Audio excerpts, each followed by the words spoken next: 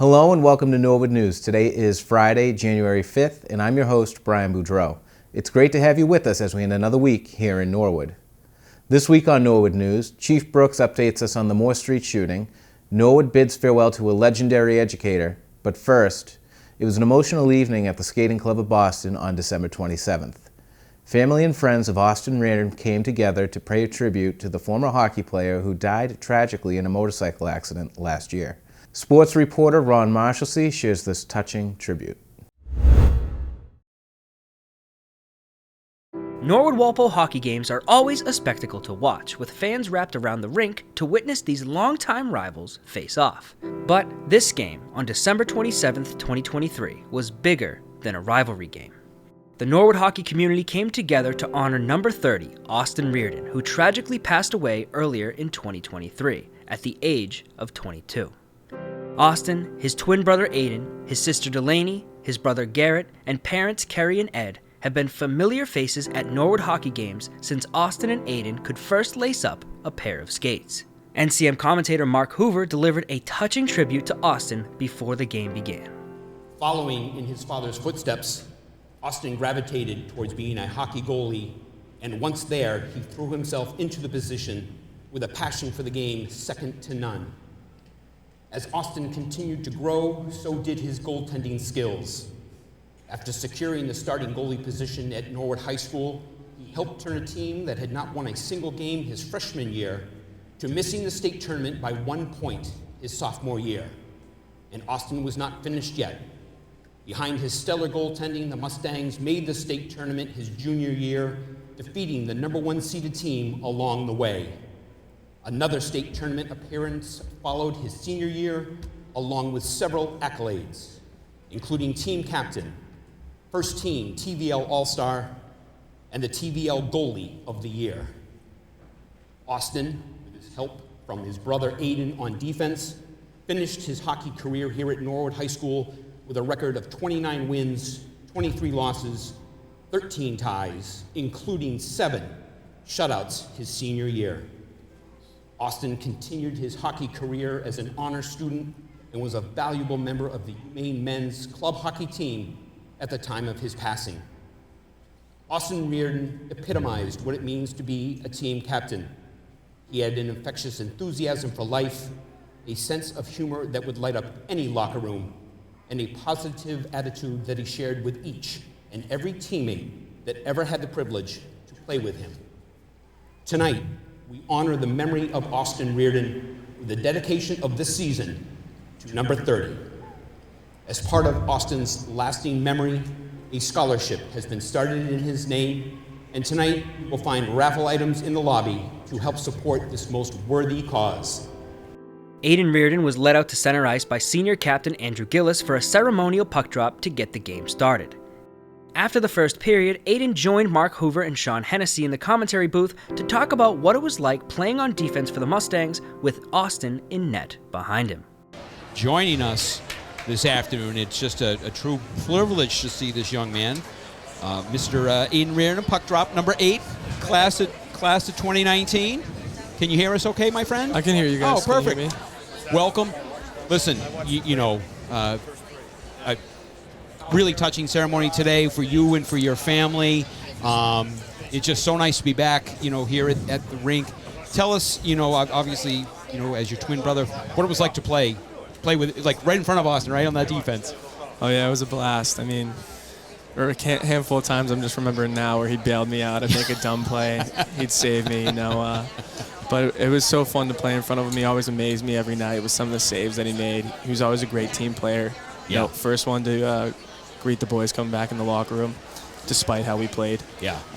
So speaking of which, I want to recant a story that I have, and I think I got it right because I verified it like 3 times. Maybe your memory's not as good as everybody else's, but when you guys were sophomores, we had a game at Badgeco against Needham, and so in that game, I was just talking to Sean Monroe before we came in, and he said he thinks his recollection is Austin let in a goal that wasn't the best. He and Austin kind of got into it in between periods about, if you did your job and blah, blah, blah. So fast forward to the end of that hockey game, and again, Mr. Hoover brought it up. we're 0-19-1 the year before. You guys are sophomores, and we're fighting these Bay State teams just to get back to relevance. And I'm sitting in the stands, probably next to your mother, because I stood next to her a lot. And we're probably sitting there praying that we somehow hang on and win. And I think Needham had a man advantage at the end of the game. And there's a bang-bang play to end the game where Needham has the puck come across. And your brother does a split that I don't think anybody could ever do.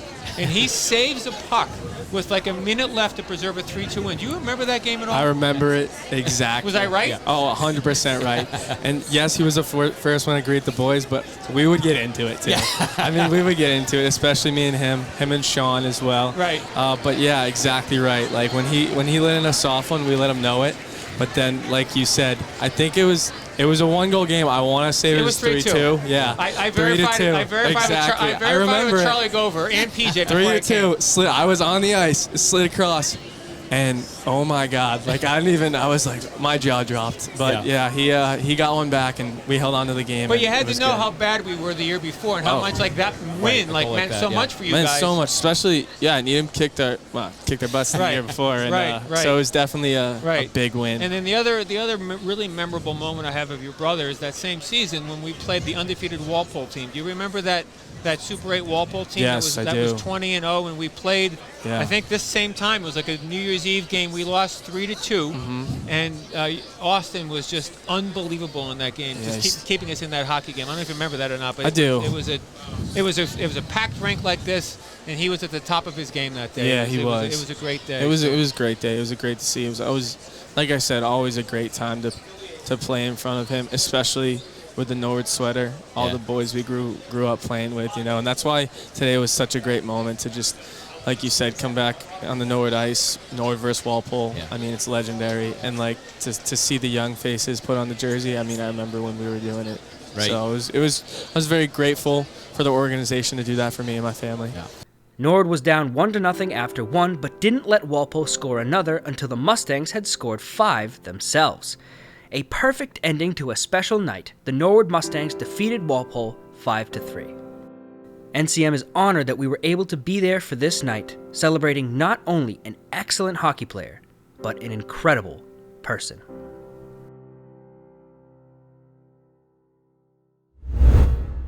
I had the privilege to direct that broadcast, and it continues to amaze me how our community rallies together to support one another, especially in the most difficult of times. Thanks to Ron Marshalsea for producing that special tribute. Norwood News will be right back.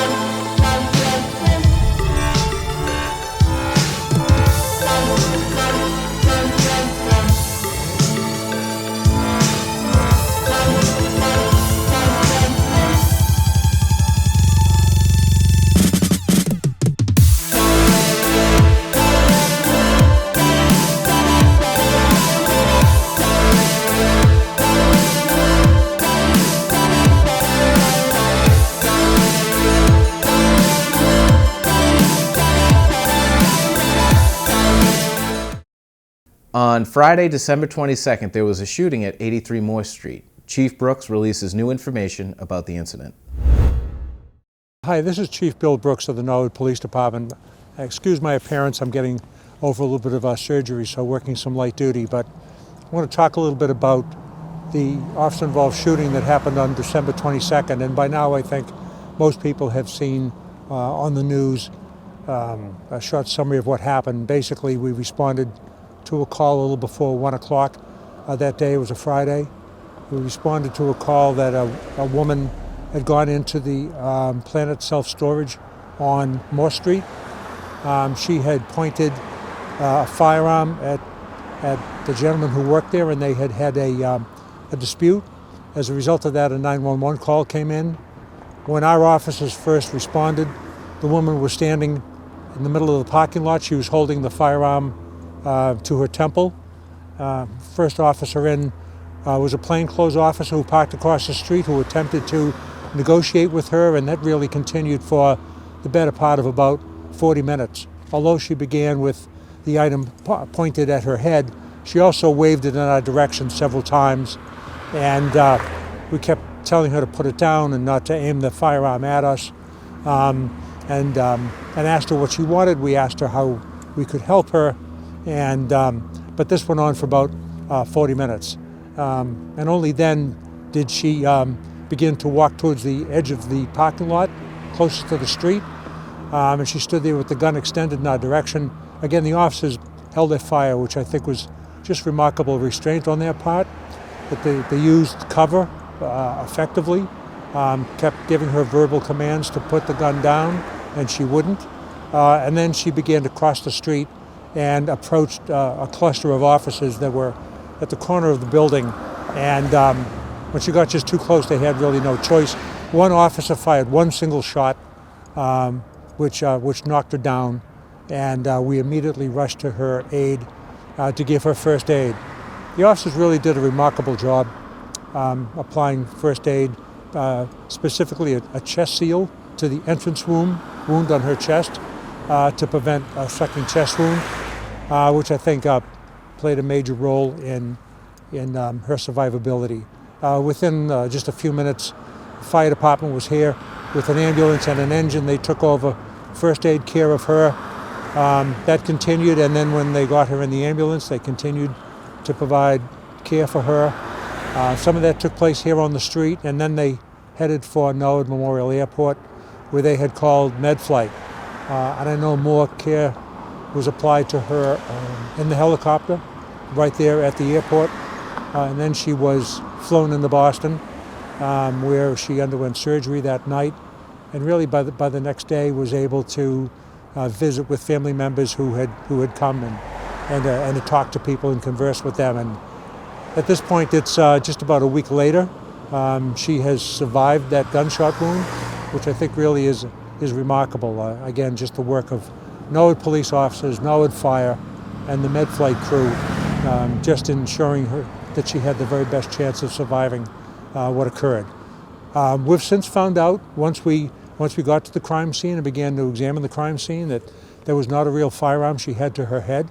Little did we know at the time it was an airsoft gun, which is really designed to look just like a real firearm, but it was not. It would not have fired a real bullet. But again, we didn't know that. As I'm reporting on this now, the investigation is still underway, but preliminarily, we know what I've just explained to you, and of course, we're very happy that it appears that she's going to be okay. We appreciate the public support. We had a great outpouring of support and concern, equally for her and for our officers, and I was happy to see that. Thank you to Chief Brooks, and as always, NCM will continue to provide information as it becomes available. Director of the Norwood Senior Center, Kerry McCarthy, talks about upcoming events at the Senior Center in the new year. Happy New Year. Kerry McCarthy here of the Norwood Senior Center. I'm here to give you a little update on some of the events that are happening during the month of January. On January 11th, we will have a historical portrayal. It will be by Lady J, and it is going to be part 2 of the Frances Perkins series. And then on the 19th, we have Line Dance with Susan Dargan. We also have the Floral Lab of Walpole will be here doing some floral arrangements on Wednesday, January 24th. And we're going to play the Wheel of Fortune on the 25th. And then we're going to end the month with nutritionist Tricia Silverman, who's going to talk about longevity. I know you've heard a lot in the news lately about the blue zone areas and people living well into their hundreds. We invite you to come to this seminar. She is a world-renowned nutritionist. She has traveled the globe, and she's going to bring this information to us here at the Senior Center, and we will also have some healthy snacks for you. Everything is in the newsletter. We're wrapping up the month on January 29th with Culpits Travel, who's going to come and talk about the plans for a trip to Ireland. The Senior Center is hoping to go to Ireland in October of 2024. This is an information session. We welcome you all to come hear what they have to say, hear about the pricing, etc. Just call Nancy Kelleher, our program director, and she has all the information on the trip. Thank you, and we hope to see you in the new year. In Norwood school news, Tuesday, January 2nd was a professional development day.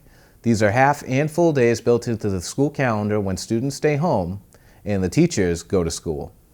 Teachers continue their own personal education by attending workshops and training sessions that are led by outside professionals, but also by our own Norwood staff. Let's take a look at some of the training that was held on Tuesday.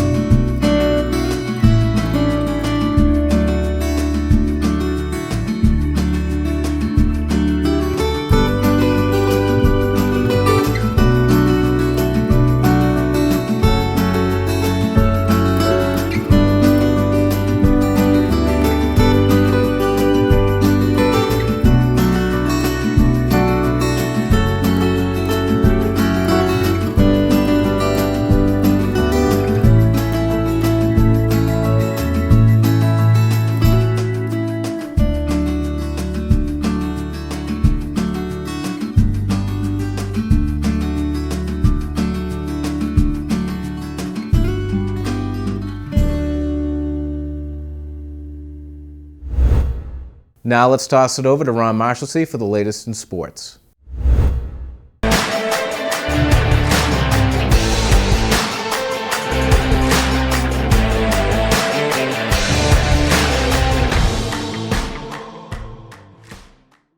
I'm Ron Marshalsea, and this is your sports update. The girls' basketball team went to Walpole to add another win to their record, beating the then 6th-ranked Timberwolves 53-49. Trisha Wachowski dropped 23 points, and Izzy Morgan and Ava Murad both played very well in the win. Wachowski was also named a Basketball Player of the Week by the Boston Globe. The Mustangs went next door to Westwood and came up with a 48-20 win with contributions from Alexa Corus with 12 points and 9 rebounds, and Cece Becker with some big threes down the stretch. The girls are undefeated with a 5-0 record and are home Friday the 5th against Medfield, starting at 6. The boys' basketball team faced Walpole right before the holiday break and left Walpole with a 94-91 win in the double overtime W. 4 Mustangs scored in the double digits in this one, with Caden Sheehan hitting the bucket to send it to overtime. The Mustangs went to Stoughton on December 29th and came out with the win 61-45, with Matty Mahoney and Owen Descharnay being big parts of the win. This past Wednesday, the team couldn't get the win against Westwood, but looked to get back in the win column when they head to Medfield on Friday the 5th, tip-off at 6:45. The girls hockey team is currently 3-4 with tough losses to Walpole and Westwood, but the Mustangs took down Whitman Hanson 2-1, with both goals being scored by Emily Spadorsha. The Mustangs fought until the final minute against Walpole, with Spadorsha scoring 2 and Michaela Reen adding another. Norwood almost tied it to send it to overtime, but the goal was waved off by the ref, who blew the play dead before the puck entered the net. They will be away this Saturday the 6th against Medway, puck drop at 5 o'clock. The boys hockey team stays undefeated and are 5-0. They got the job done against Walpole, winning 5-3 in honor of number 30 Austin Reardon, whose number was retired the same night. Goals in the Walpole win were scored by Ryan Valeri, Nick Berard-Nelly, TJ Martin, Andrew Gillis, and Mark Trahan. The Mustangs hosted Westwood Wednesday night and got the win 4-1. Jacob Sheehan scored twice, and Ryan Valeri and Ryan Nishi both got a goal apiece, and that was Nishi's first varsity goal. The team will play host to Hopkinton this Saturday the 6th at 4 o'clock. The gymnastics team had their first meet at home against Norton on Wednesday, and NCM covered the meet with announcers and former gymnastics teammates and captains Jillian Olbreeze and Lizzie Broderick. The team lost to Norton 130.8 to 116.7, but they get a rematch with the Lancers when they head to Norton on Monday the 8th, starting at 7:30. Both the girls and boys track teams are still looking for their first win, with the girls losing to Ashland 55-40 and the boys also losing to Ashland 57-37. The teams head back to the Reggie Friday night to face Westwood. For swim and dive, the girls have a meet against Norton on Friday the 5th at 5, and the boys have a meet against Holliston on Tuesday the 9th at 6.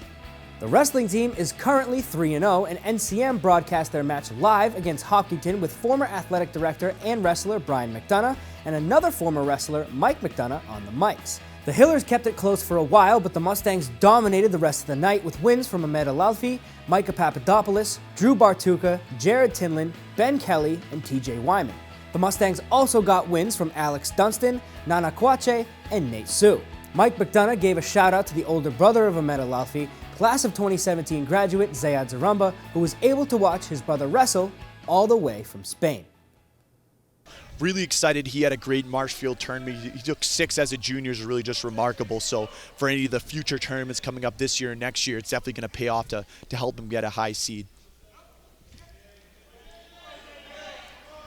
And some of his family, Zayad Zarumba from Spain, is watching here live. So really appreciate your support. Your brother's having a great year, and really excited to see what he can do here tonight and for the remainder of the postseason. Yeah, and how amazing that with Norwood Community Media allowing this to be televised live. NCM, your home for all things Norwood, and this is just a great example of that. His brother over in Spain, 6 hours ahead watching this. He's got some work here, but he's working hard at getting out from the bottom. But he's up 8-3. And with 10 seconds left, he should be able to wrap up that. 5 There you go. seconds. Okay, gave him that 2 points. Excellent. Yeah, there you go. Nice job. A big win. Nice job. Zayad, you should be proud. What a great match. He bumped up. Yeah. He's a 157, bumped up to 165. Tough kid that he went up against. He went down early and really just bounced back and wrestled the full 6 minutes. That's all you can ask for, Brian. Yeah, and what I really like to see that he had the escape and he went right back in for the takedown. The final score was 55-24, and these were some extremely exciting matches to watch, so make sure you tune into NCM for the rebroadcast. And big thanks to Lewis's for having our broadcast on their TVs. We appreciate your support of NCM and the Mustangs. And that is all I have for this sports update. I'm Ron Marshallsey, and Norwood News will be right back after this break.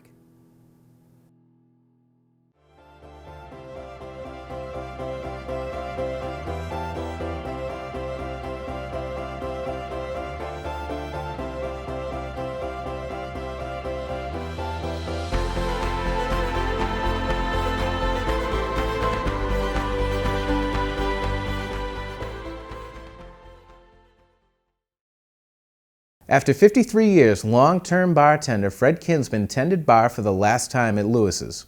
Here's a quick snippet of how Freddie felt during his last day of work.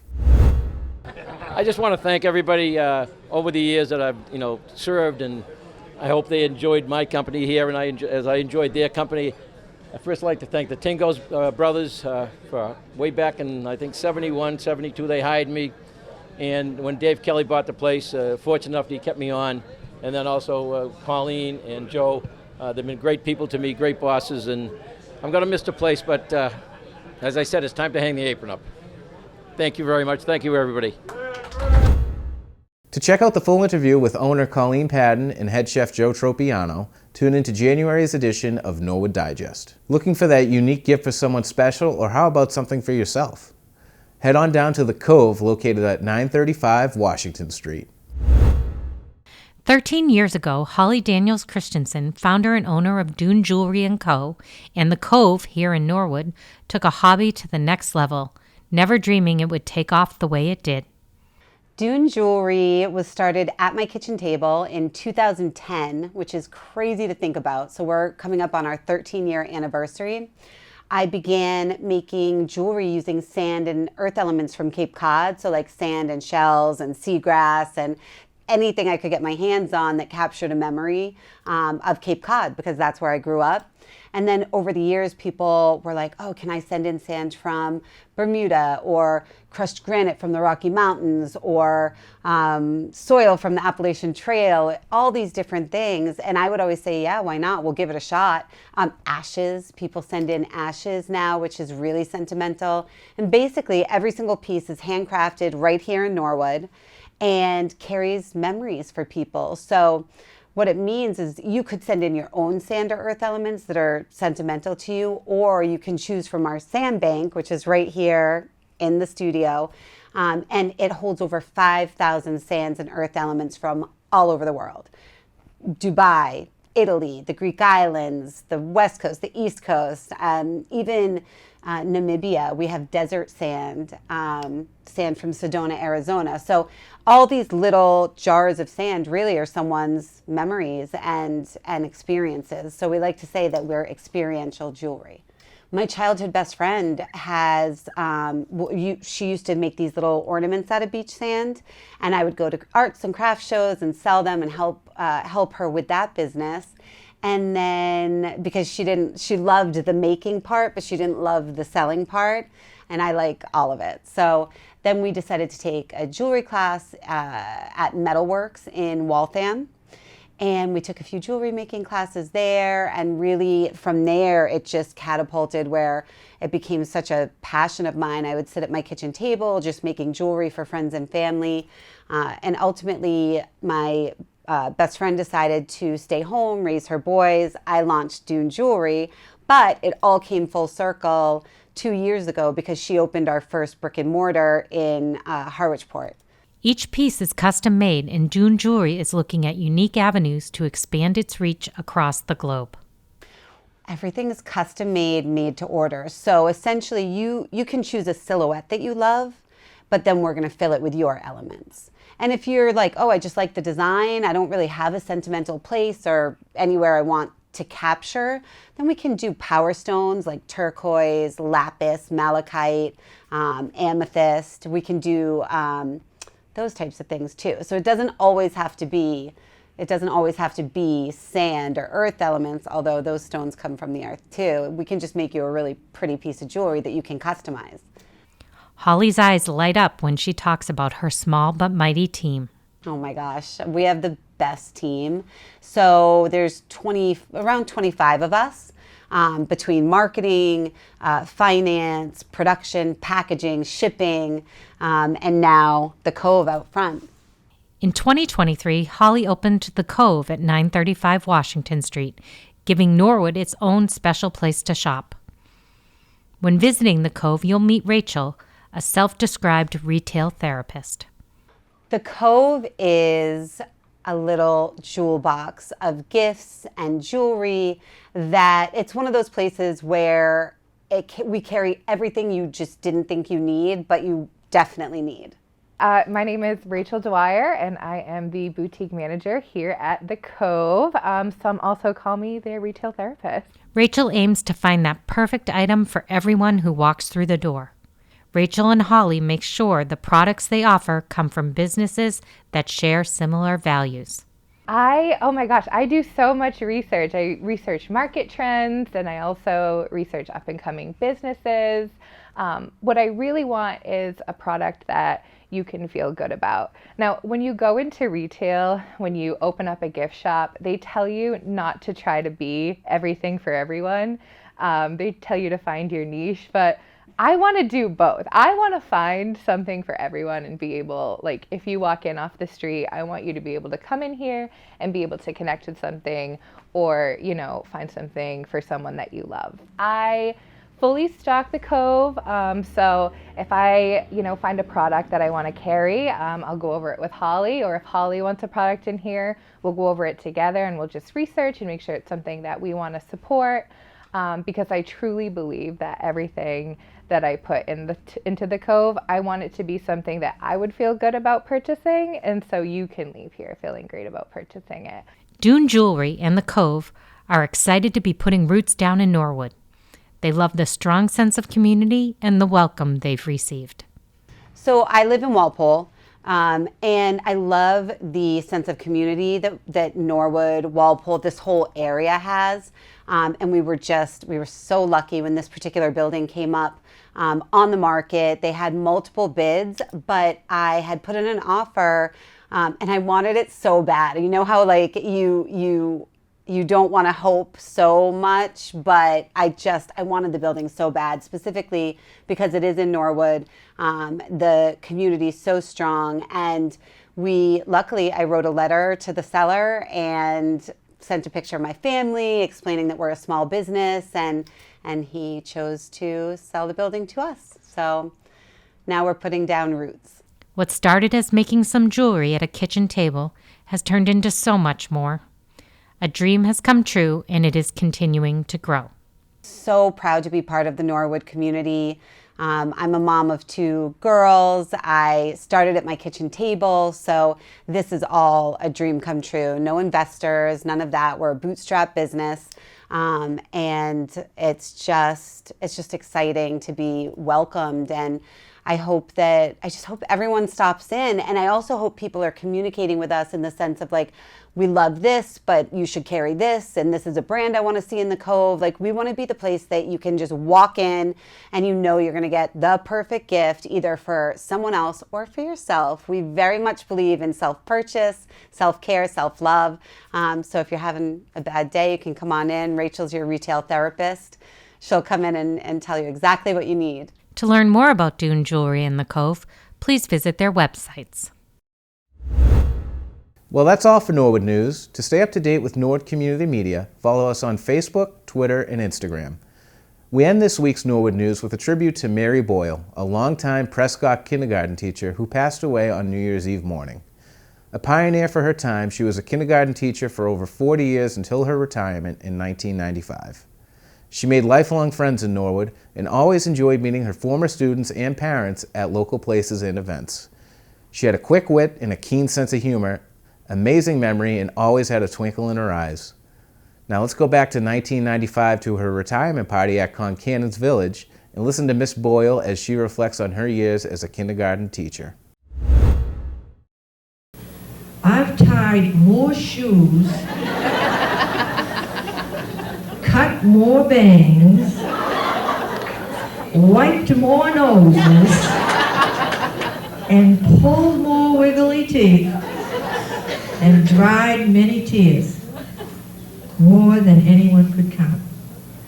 I was the kindergarten teacher who was the stepping stone to school before the daycare and the nursery school were even thought about.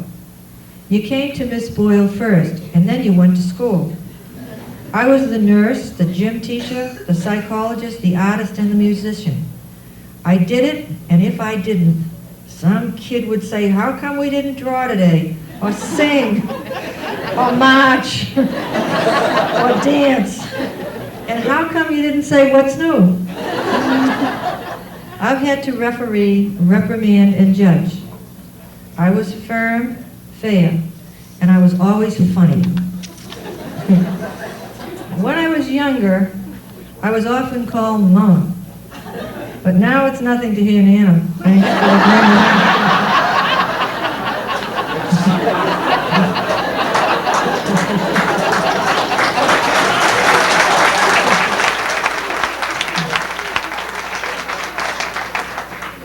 I remember best telling the children to do their best and above all, make their parents proud. I never considered going to school as a job. It was always a place and a pleasure for me to go dealing with children and being their friend. They knew from the first day that I was allergic to noise.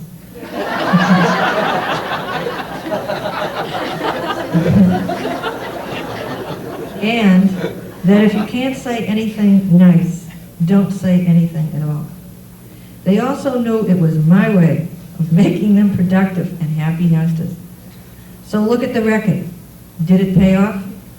They are my friends, my colleagues, professionals, and parents today. And do you know what? They learned it in kindergarten.